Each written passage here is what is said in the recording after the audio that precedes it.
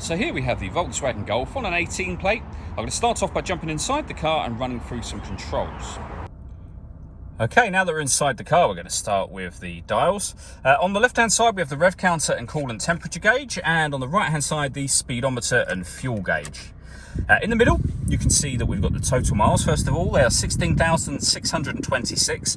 Above that, we have a digital readout for the speedometer. You can change information displayed there for various bits of trip computer and car and fuel economy information. But there are other menus available too. So we're on the driving data menu here.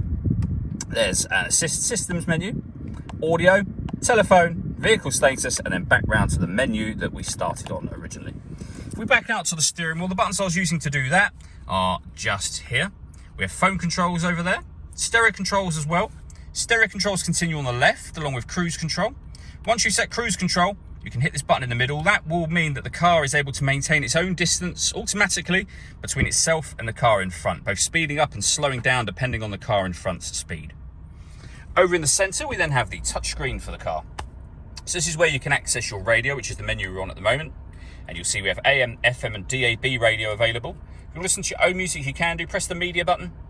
And there's a number of ways you can listen to your own music. And they include Bluetooth audio, so you can stream your music wirelessly, as well as making and receiving phone calls. After you've paired your phone, which is done just here. Just follow the instructions on screen, and of course on your phone as well. Beneath that, we then have the air conditioning, so you can adjust the temperature, the fan speed, the direction you'd like the air to be distributed in. When you're happy with those settings, that button turns your air conditioning off in this case, or back on again, so it's on when that orange light shows. You can recirculate the air that's in the car. It's a great way of heating it up or cooling it down quickly depending on the temperature you set over here.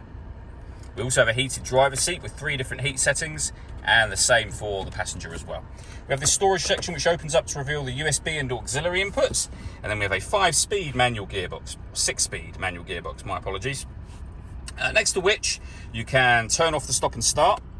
You can turn off the parking sensors, and this last button will change the driving setup of the car. So you're able to put the car in normal, sport, individual. Under individual, you can customize all of these settings. All that leaves me to say is thank you for taking the time to watch this video. If you'd like to come see the car in person and have a test drive, please feel free to call any of our MJA sites. We'd love to hear from you soon.